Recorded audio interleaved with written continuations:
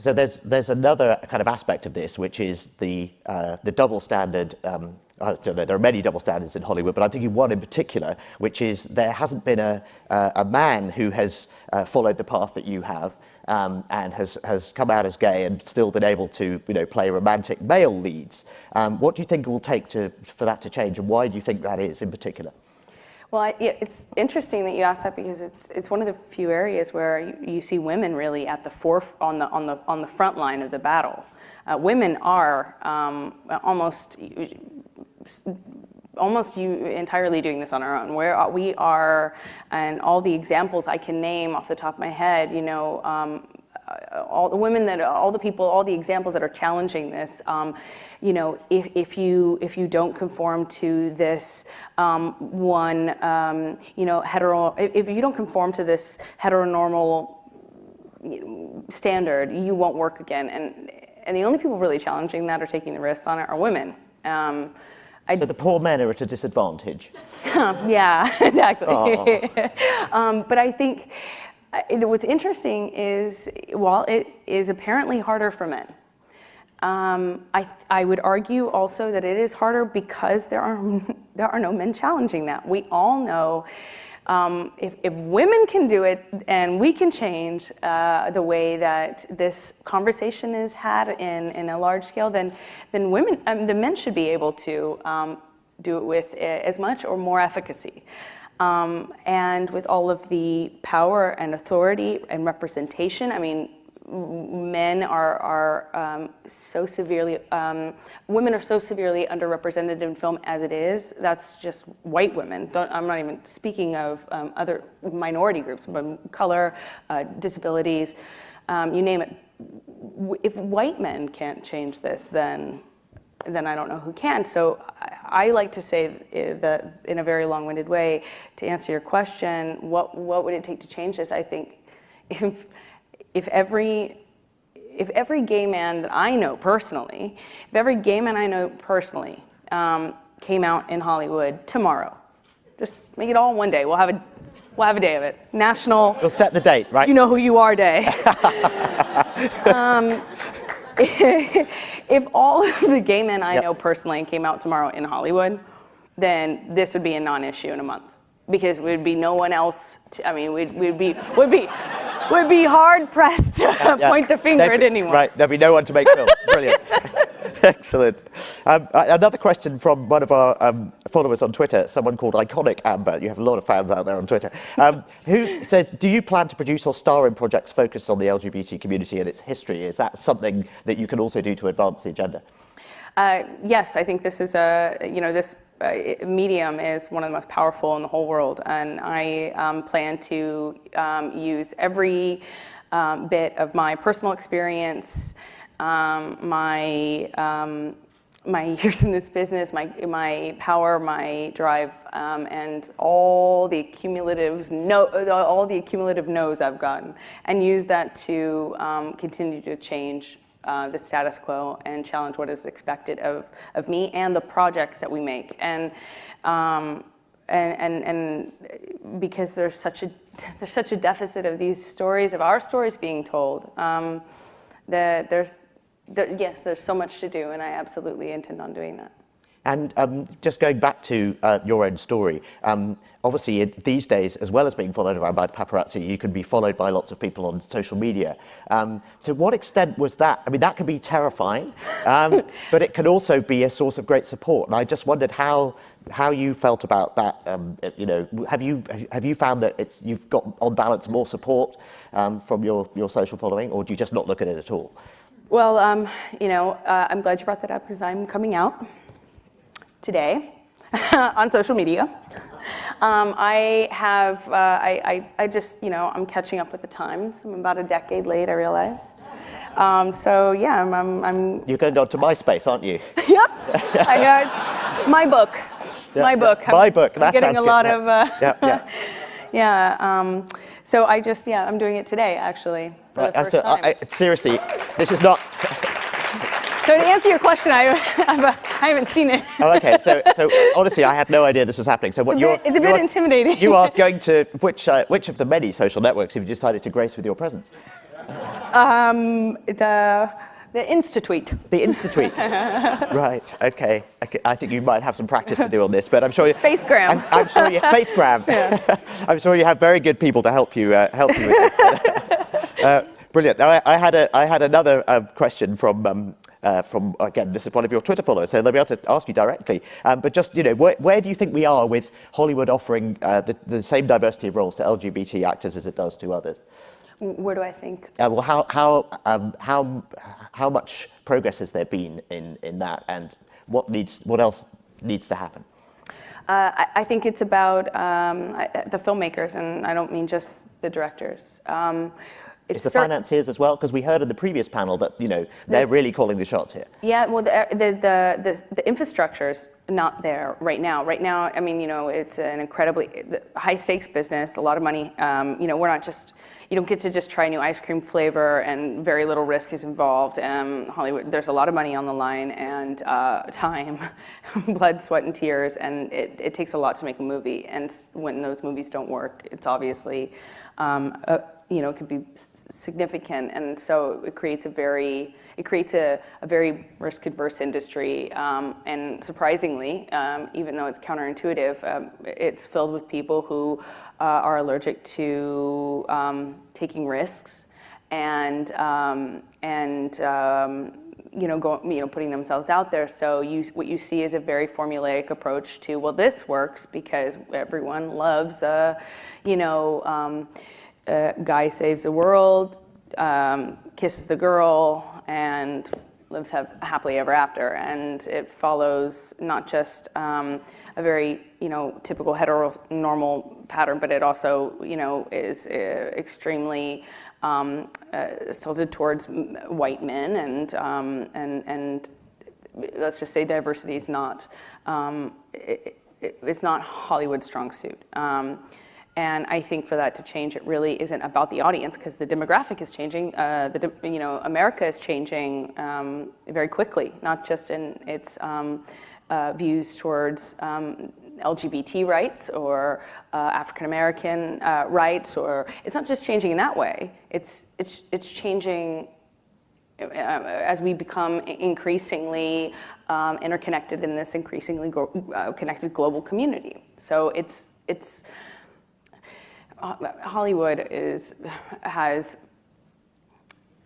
it's not the audience, it's not the actors or participants. It needs to do a better job of reflecting the world. The infrastructure has to change. Like, we cannot have 10% or less, actually, 7% of the directors of major movies be women, and expect for women's stories or women's female characters to be represented equally. We can't make up a sliver, I think it's less than 11% of the writers, and expect for the nuance of the female experience to also be represented. If 90% are men, we can't scratch our heads and say why are our stories not being told? We make up over half the ticket buying population. We make up over half the population in general. It's becoming, the population of the United States is increasing by every day by the number in which minority groups are identified, where we are increasingly accepting of different socio-political leanings. We are increasingly understanding towards the LGBT community. You see, these things are changing at rapid pace, but yet the old Hollywood system is clinging on to the formula that they think it has tested well and has worked, and they'd rather make that same movie over and over again than take risks in actually representing the world around them. And I think it's up to us to change that as filmmakers, meaning the writers, producers, directors, the storytellers, because it's the actors and the audience. It's not us. We're changing, and the demand is there. So it's just this little group of people in the middle who determine who gets to be on. Yes, okay. And they're incredibly risk averse, and they don't like taking chances. And I think if there's a way to change the infrastructure there, particularly in financing and distribution, then we'll see change. Great. I'd like to give other people a chance to ask questions. So do we have any questions from the floor? We have a question at the back there. Go ahead, please. Yeah, hi. It kind of flows on from the point you were just making. What impact do you think you're seeing with the rise of sort of the streaming, Netflix, Amazon, etc., coming into the entertainment industry? They perhaps seem like they may be a little more plugged into the world around them than the people you're talking about? I think you brought up an excellent point. I'm really glad you asked that, because when I mentioned that the infrastructure is what has to change, because it's not the opinion, it's not the audience, it's not the participants, that's a perfect example of a infrastructure shakeup. Whereas before you have to go through the standard studio system, of which there are 20, and they make 10 movies a year. They buy about 50 IPs or scripts a year, and most of them go into a backlog of over 1,000 or 2 films that never get seen. So with new media, you are you're significantly undermining the old system and putting in the hand with way less of a risk margin. You're putting in the hands of people who can actually band together with like mind and with a passion and create stories, which is why I think you see some of the most original content, original characters, and most, in terms of being an honest reflection of the world around us, you see that exponentially more in new media than you do from the studio system. And so if Hollywood wants to stay relevant at all, if we hope to see movie theaters at all in 10 years, they need to significantly change how they finance and produce films. But that's a great point. Yeah, very good question. Thank you very much for that. Any more questions from the floor? We have another question down here. One of the things I do is I represent families. Can we wait for the microphone? Sorry, so other people can hear the question. Excuse me. There are several microphones converging on you. Which will win? This one gave up. Okay. No, please keep walking with the microphone. Yeah. One of the things that I do is I represent iconic families in Hollywood. And I think if you look back at, let's say, Marlene Dietrich, and I work very closely with Marlene's daughter, Maria, her sexuality was fluid. Everybody knew her sexuality was fluid. Greta Garbo was the same. So I think that before the Hays Code was strictly enforced, there was sort of a liberal stance that went on in Hollywood.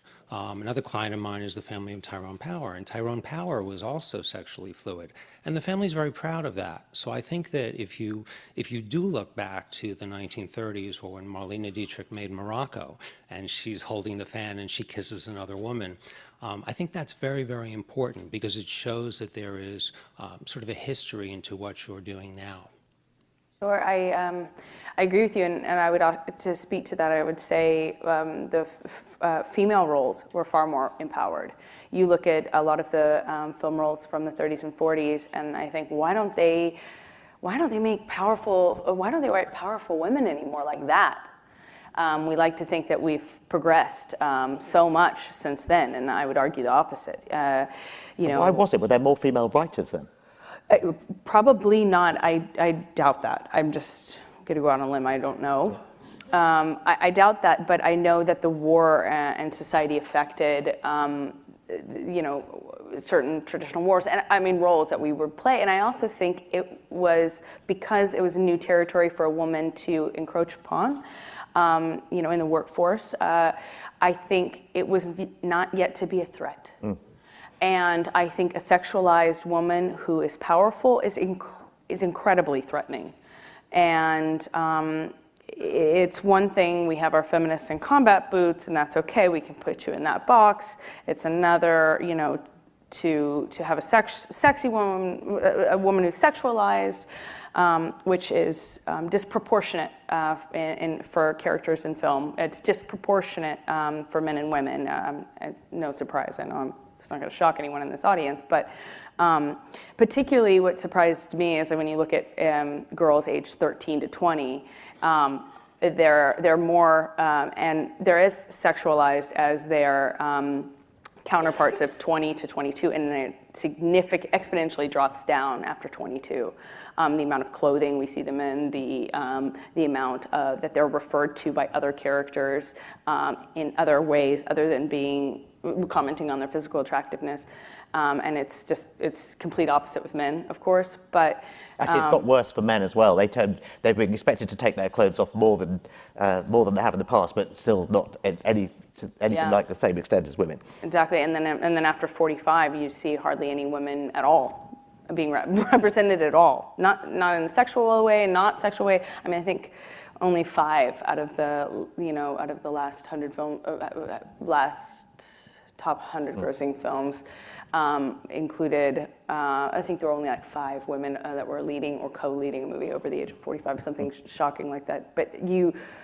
So I would say, for whatever changes, be they social or in response to, wars or whatever. But I'd say we have regressed a lot, in more ways than just on the LGBT front. I'd say in terms of how we depict our female characters as well.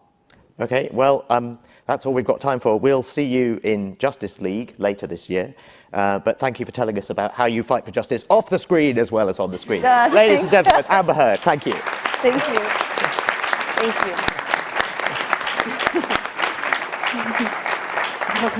Thank you.